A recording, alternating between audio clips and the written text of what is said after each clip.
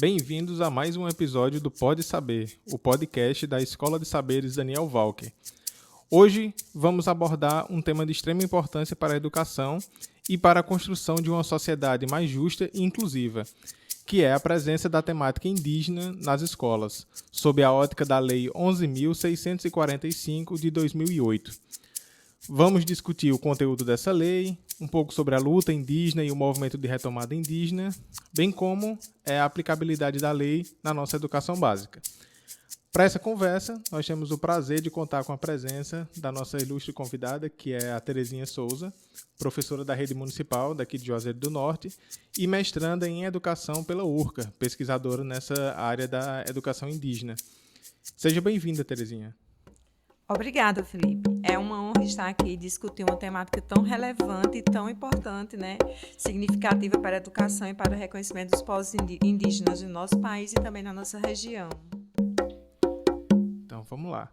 Essa nossa série temática, Ampliando Saberes, ela vem discutindo temas que são importantes para a nossa rede. E aí não é diferente com a Lei 11.645, que, para quem não está familiarizado, é a lei que tornou obrigatório o ensino de história e cultura indígena e afro-brasileira nas escolas. E aí eu queria, Terezinha, que você explicasse um pouquinho para os nossos ouvintes qual é a importância dessa lei e como ela impacta no currículo escolar. Claro.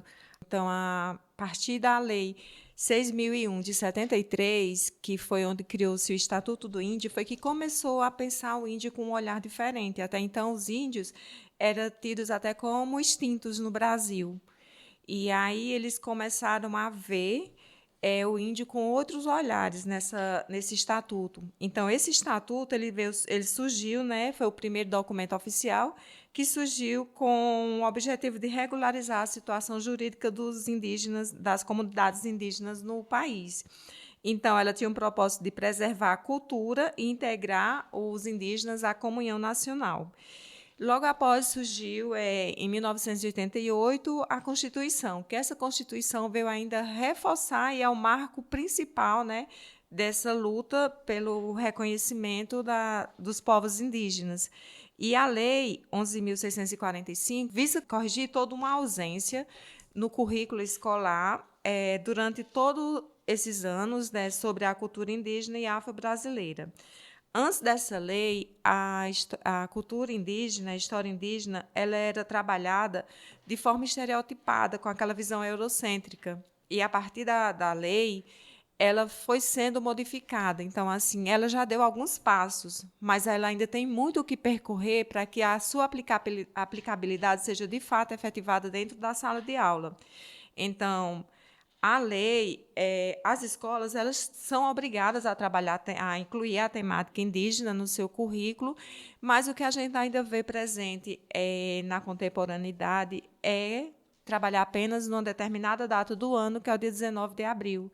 Então, assim, uma história de diversidade, de respeito, ela é trabalhada apenas no momento dentro do currículo e depois é deixada de lado. Então, ela ainda é trabalhada de forma folclorizada, onde as crianças e os estudantes eles vão discutir naquele dia sobre vestimentas, sobre costumes, sobre alimentação, e depois não se fala mais disso dentro do currículo escolar.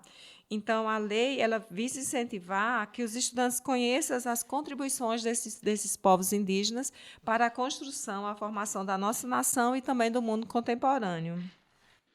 E aí, Terezinha, para contextualizar também, essa lei 11.645, ela faz uma alteração na Lei de Diretrizes e Bases da Educação Nacional, principalmente no artigo 26A, que fala sobre o currículo da educação, e ela é uma atualização de uma lei anterior, que é a Lei 10.639, de 2003, que já trazia essa obrigatoriedade do ensino da história e cultura afro-brasileira, africana e afro-brasileira, E aí já tinha esse debate em torno da inclusão no currículo escolar dessas outras perspectivas de história e de cultura, que foi adicionado em 2008 a partir dessa perspectiva indígena também. Então, é uma luta que ela não é exclusiva do movimento indígena.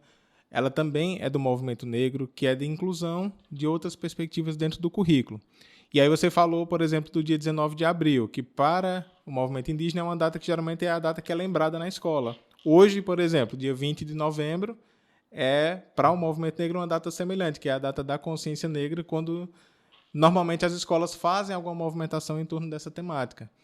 E o que a gente vem discutindo, embora a gente traga essa temática hoje numa data que é simbólica, a gente não vem para reforçar a ideia de que é nessa data que a gente vai trabalhar, mas que seja algo trabalhado ao longo de todo o ano, né? E aí é muito importante que a gente traga esse olhar contextualizado de que a lei é resultado de todo um movimento, que não quer apenas uma data, mas que quer uma construção temática ao longo de todo o ano, de todo o currículo, de todas as disciplinas, né? E aí, para complementar um pouco essa reflexão sobre a aplicabilidade da lei, né, queria que você falasse um pouco de que maneira essa lei vem sendo aplicada nas escolas, né, como tem sido feita a aplicação, e quais são os desafios para que ela realmente seja efetivada. Assim que, como a gente também vê, são mais de 20 anos de Lei 10.639 e a gente ainda luta bastante para a inclusão dessa temática africana e afro-brasileira. E aí, como você vê isso também com relação à temática indígena? Exatamente, Felipe. Então, assim, é um grande desafio, porque, como você falou, nós temos a LDB, né, de 96. Logo em seguida, a gente teve os parâmetros curriculares nacionais, né, em 97, que ele também trazia um fascículo que trabalhava a pluralidade cultural, e aí já foi mais também um fomento para trabalhar essa cultura, tanto afro-brasileira como a indígena. E aí veio a lei, né, de 2003, a 10.639 de 2003, e em seguida veio a 11.645. Então, tem todo um percurso legislativo que vai tornando obrigatório algo que já era para existir no currículo escolar, porque é algo que vai falar da formação da nossa sociedade. Então, assim, durante muito tempo, os professores estavam presos a um livro didático, a um planejamento que se atrelava ao livro didático e não buscava novos conhecimentos. Então, ele só trazia aquelas imagens que vinham no livro, o seu planejamento estava preso àquilo. E aí, como você falou, trabalhava a consciência negra apenas no dia 20, ou então naquela semana do dia 20, dia do índio, trabalhado somente no dia 19, enquanto nós temos no calendário também comemorativo outras duas datas, que é o 18 de maio, que é o Dia das Raças Indígenas na América, e o dia 9 de agosto, que é o Dia Internacional dos Indígenas, mas as escolas ainda hoje estão atreladas ao dia 19.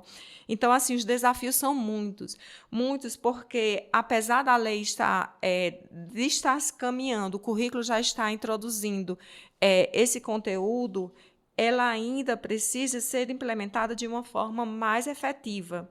E essa forma de efetivação é promovendo formação de professores, como aqui na rede mesmo a gente já promove essa formação, a gente já tem esse olhar com seminários, com formações e com conversas, né, com pessoas que se reconhecem como indígenas, e a disponibilidade de materiais didáticos também que visam implementar essa aplicabilidade dentro da sala de aula para ser introduzida dentro da matriz curricular, e os interesses das próprias instituições de ensino, né? Assim também como dos governantes, e criar políticas públicas que favorecem e facilitem também o trabalho dentro da sala de aula, porque algo é você criar uma lei, uma coisa é você criar uma lei, outra coisa é você fazer com que a lei realmente seja efetivada. Não é simplesmente criar, é formar, é facilitar e também é fazer com que o professor tenha acesso, né, a esse novo conhecimento, né, desperte nele esse interesse de levar para a sala de aula.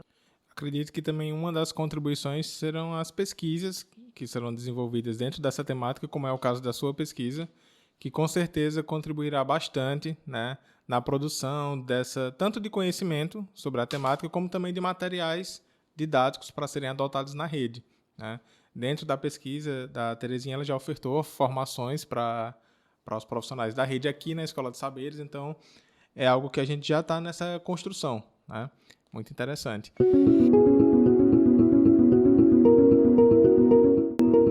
E aí, Terezinha, conhecendo já um pouco agora, né, sobre o conteúdo da lei, sabendo quais são os desafios para a sua aplicabilidade, queria que a gente começasse a refletir um pouco, nesse segundo bloco, sobre uma questão que também é importante dentro dessa discussão, que são os conceitos corretos, a forma correta de se dirigir, né, a se reportar essa temática. Então, eu queria que você falasse um pouco sobre quais são esses termos que a gente deve utilizar, quais são aqueles termos que a gente já não utiliza mais, que a gente sabe que com o avançar dessa produção de conhecimentos, alguns termos vão ficando desatualizados. E aí eu queria que você falasse um pouco sobre essa construção desses termos, aqueles que não são mais utilizados, e quais são aqueles termos que ainda produzem estereótipos que a gente precisa evitar para não estereotipar os povos indígenas. Sim, posso sim. A gente pode sim conversar sobre isso, mas antes eu queria só falar um pouquinho sobre a temática em si, né, como pesquisa.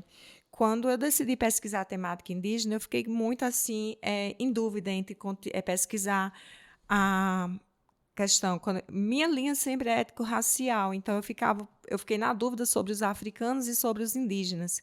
Como nós temos já muitos pesquisadores trabalhando a questão africana, eu decidi trabalhar indígena porque a gente precisa ainda fazer com que a academia também tenha um olhar diferenciado, apesar de nós termos hoje já pessoas indígenas dentro da comunidade acadêmica, como escritores, autores como Krenak, como Daniel Munduruku, a gente ainda precisa ter esse olhar diferenciado mesmo que a academia incentive essas pesquisas dentro da temática indígena.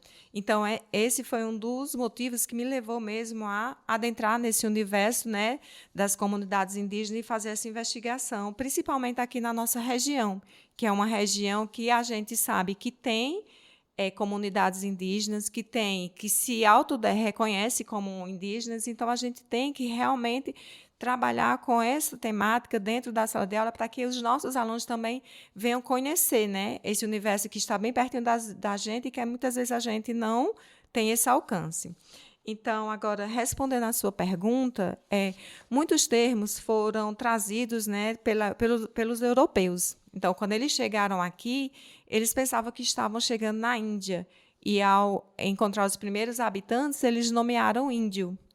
Só que aí, hoje, a gente não utiliza mais o termo índio, hoje não, a partir do dia 17, né, de maio de 2022, com a Lei 14.402, ela tornou-se, né, o termo índio como um termo genérico, então ela trouxe o termo indígena. Então, a gente hoje chama não mais o índio, mas indígenas. Por quê?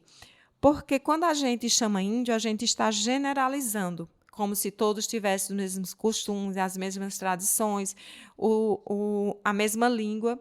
E a gente sabe que são etnias diferentes. E o termo indígena ele vai significar originário, ou seja, aquele nativo de um local específico. Então, sendo de um local específico, ele tem a sua cultura, ele tem os seus costumes, as suas crenças, seu modo de viver e também o seu modo de falar.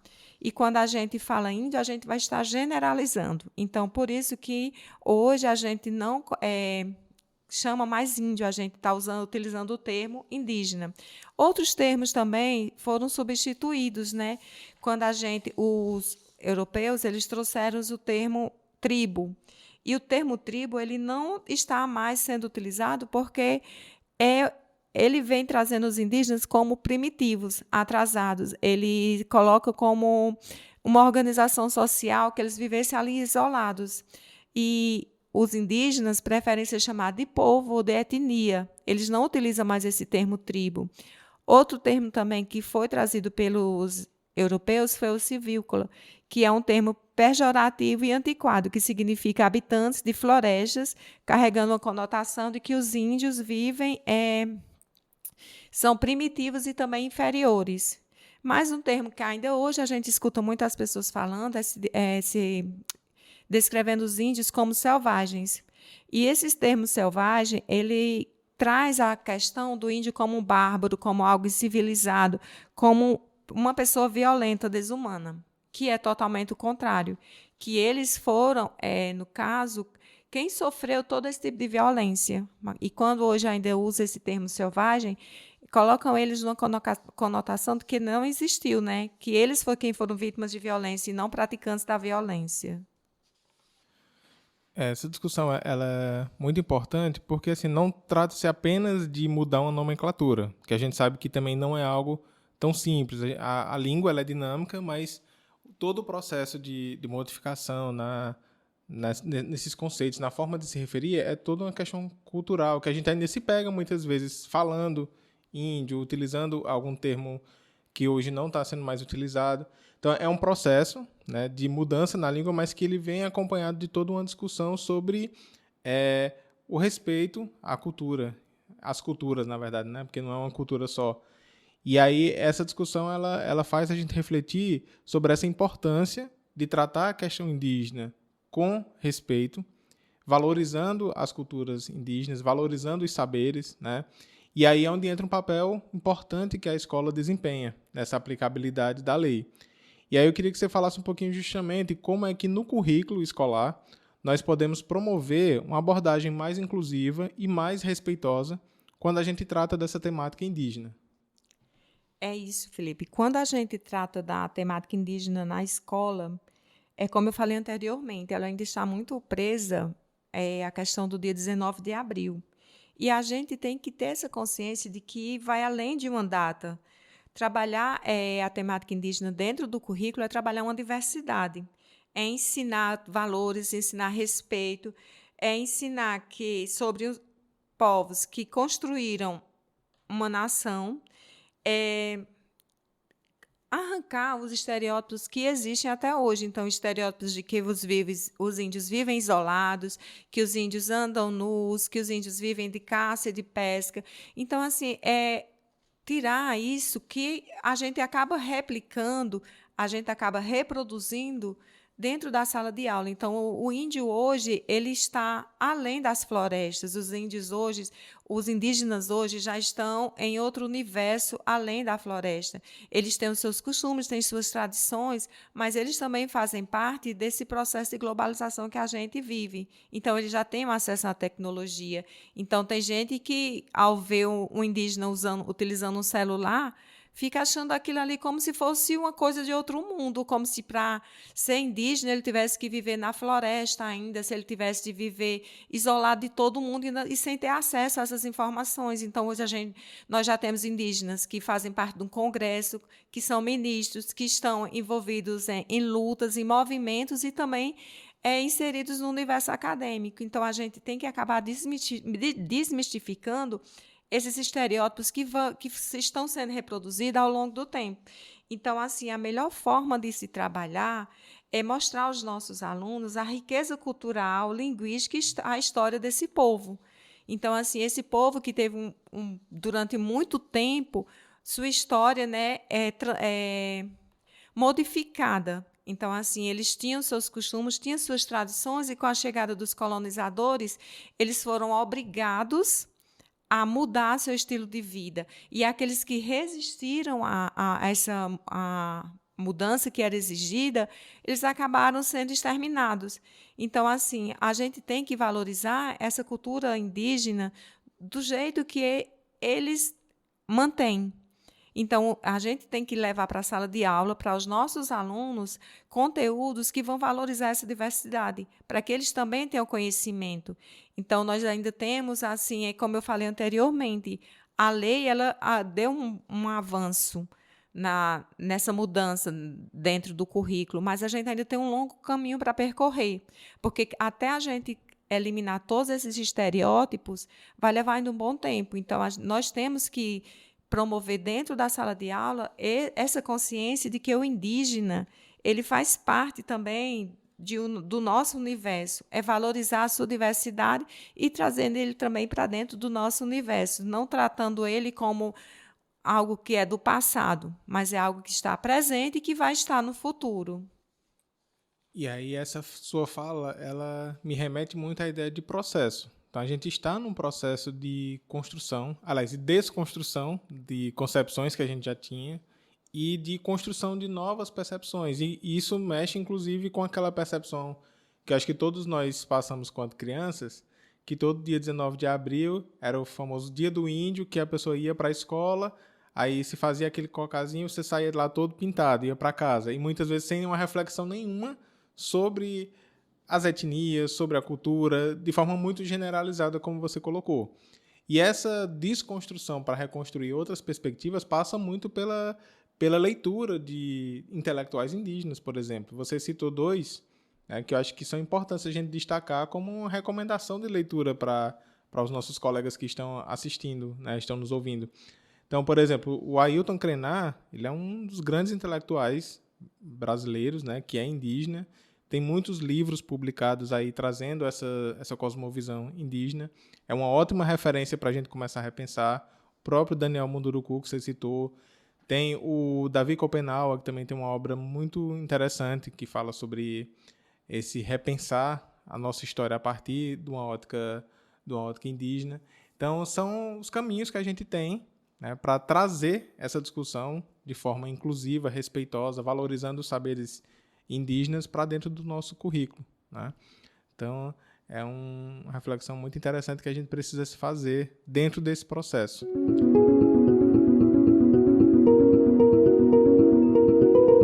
E aí a gente vai caminhando para o nosso terceiro bloco, né? A gente falou um pouquinho sobre o conteúdo da lei, os desafios para sua aplicabilidade, falamos um pouco sobre esses novos conceitos e essas novas formas de abordagem, e aí vamos trazer uma questão que ela também está muito presente quando se trata da temática indígena, que é a luta atual, né, dos povos indígenas pelo reconhecimento à sua cultura, pelo reconhecimento às suas terras, né, que é algo que é muito, muito forte hoje, embora não seja atual, né? A luta por terra é uma coisa que vem desde o processo da colonização.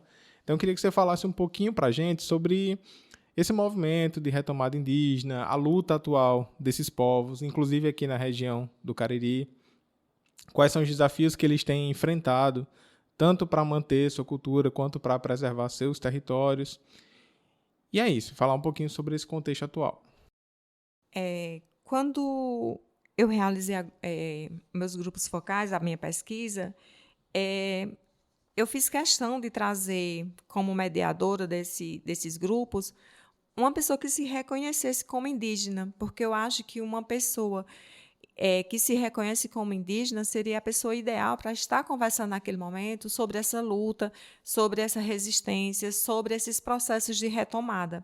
Então, no Ceará, nós temos, de acordo com o Censo 2022, 56.353 pessoas que se reconhecem, que se declaram indígenas. E nós temos, dos 184 municípios do Ceará, a presença indígena em 173 municípios. Então, nós temos uma grande população indígena no nosso estado. E na nossa região do Cariri também. Nós temos aqui a presença de comunidades que já estão nesse processo de retomada há um bom tempo, né, como no município do Crato. Temos aqui no município de Juazeiro comunidades que estão iniciando esse processo de retomada, e isso é muito importante porque vai dando força, né, a esse movimento, especialmente nessa luta pela demarcação de terras e o reconhecimento dos direitos indígenas. Então, assim, quando as comunidades elas decidem entrar com esse processo de retomada, elas vão estar reforçando ainda mais os direitos indígenas que estão presentes, né, que devem existir. Então, por exemplo, a minha pesquisa ela está sendo realizada no município do Crato. E esse município, ela tem e essa comunidade, melhor dizer, ela tem lá presenças, indícios de povos indígenas, né, de povos originários. E aí precisa de toda essa pesquisa lá para que, de fato, o processo de retomada seja efetivado. Então, em escavações, foram encontrados artefatos lá nessa comunidade que nos levam novamente aos nossos antecedentes, né, às nossas ancestralidades. Então, os depoimentos das pessoas da comunidade, tudo isso nos faz perceber que lá teve uma forte presença desses povos originários, até mesmo porque os indígenas eles viviam em territórios que ofertassem, né, águas, fontes, e o município do Crato ele é riquíssimo nisso, né? Tem uma floresta e também tem lá várias nascentes. Então, assim, o município do Crato ele é um município muito rico nessa questão de território mesmo. Então, nós sabemos que lá existe uma grande população e é um território que a gente precisa estudar para que esse processo de retomada seja efetivado, porque não adianta só a comunidade dizer, não, aqui nós temos ancestrais indígenas, mas a gente tem que fazer com que os governantes, né, percebam isso e também incentivem essa pesquisa para que esse processo seja efetivado. Então, é muito importante essa questão da retomada. E quando a gente fala em retomada, a gente está se referindo a um movimento de reconquista de territórios que foram usurpados ao longo do século. Voltando mais uma vez ao meu local de pesquisa, mais uma vez o branco colonizador está invadindo terras, porque com a construção do Cinturão das Águas nessa região, várias casas, vários riachos, florestas estão sendo derrubadas para essa construção. Então, assim, mais uma vez, a colonização está chegando, está destruindo e não está passando por cima de uma população que tem o seu modo de vida, suas crenças, então, seus costumes. Então, esse processo de retomada é justamente para que aconteça esse reconhecimento, para que chegue, né, aos nossos governantes e que eles possam ter um olhar diferenciado. Apesar da gente saber das necessidades, da importância de um cinturão das águas, eles têm que ver também que existem vidas e que existe toda uma história no espaço que deve ser valorizada.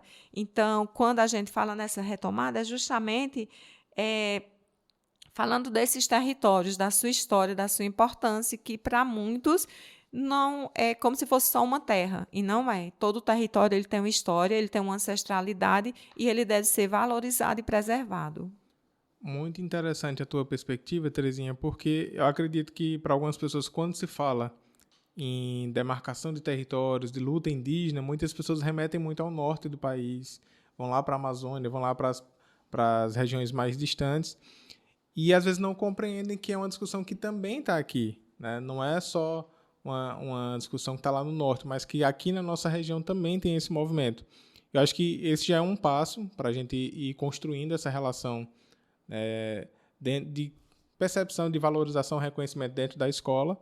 E aí eu queria que você só reforçasse um pouco mais como que a gente pode, dentro do ambiente escolar, enquanto docentes, enquanto escola, contribuir com esse movimento, né, de luta, de conquista, de reconhecimento, tanto da cultura quanto dos próprios territórios. Então, de que forma a escola pode contribuir com esse processo?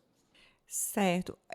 Só vou retomar um pouquinho aqui a tua fala, porque durante muito tempo, no Brasil, circulou a ideia de que os indígenas haviam sido exterminados, né, extintos, que não existiam mais indígenas no Brasil.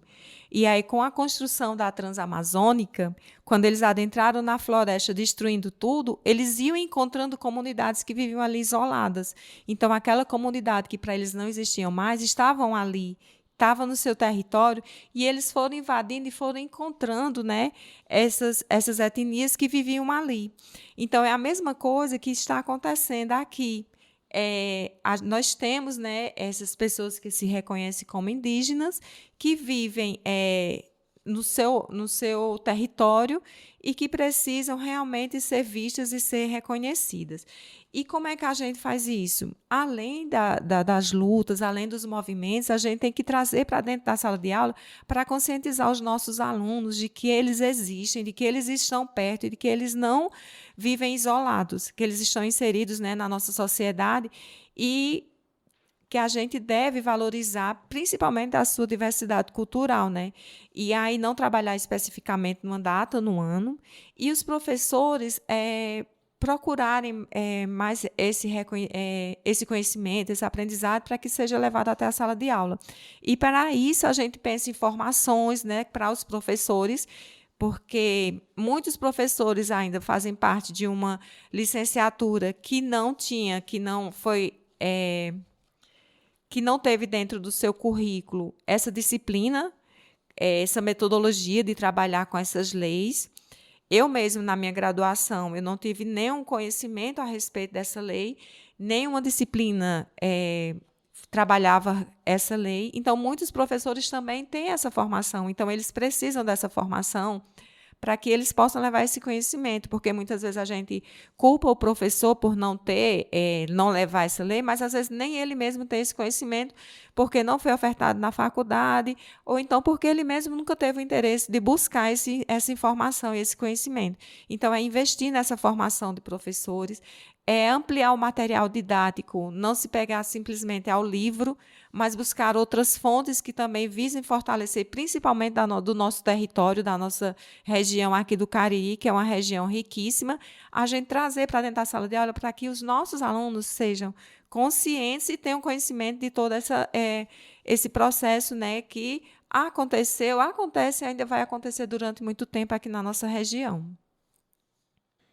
Terezinha, a conversa está muito boa, mas a gente chegou ao fim de mais um episódio do nosso Pode Saber, nessa série que é Ampliando Saberes. Gostaria muito de te agradecer pela tua participação e pelas reflexões que você trouxe aqui para a gente. E aí eu vou passar para você fazer suas considerações finais, né, sobre essa temática, já deixando um convite aos nossos colegas que estão nos ouvindo a se aprofundar um pouco mais sobre o conteúdo da lei, buscar um pouco mais de conhecimento sobre essa discussão da temática indígena e levar isso para dentro da sala de aula. Então, passo para ti para fazer as considerações finais. Eu que agradeço, Felipe, pela oportunidade. É sempre um prazer estar conversando sobre essa temática, não só pela a minha pesquisa, mas também assim como pessoa que reconhece, né, que a luta indígena não é uma luta isolada, é uma luta que deve fazer parte de todos nós, né, deve estar dentro, principalmente nós como educadores, e fico à disposição para outras formações, para que a gente possa conversar outras vezes sobre essa temática, que é uma temática que precisa ser reforçada, que precisa ter uma amplitude para que as pessoas realmente possam perceber a importância e a necessidade da gente trabalhar não só a temática indígena, mas também a temática afro-brasileira dentro do nosso currículo escolar. Então, eu quero agradecer a todos os ouvintes que acompanharam esse episódio, né? E pedir que não esqueçam de seguir o Pode Saber, né, nas plataformas digitais e que continuem, porque cada tema que é trabalhado aqui ele é muito importante e relevante para que a gente possa levar adiante. Então, mais uma vez, obrigado, Felipe, pela oportunidade e dizer assim que foi um grande prazer estar conversando com você aqui sobre essa temática tão relevante.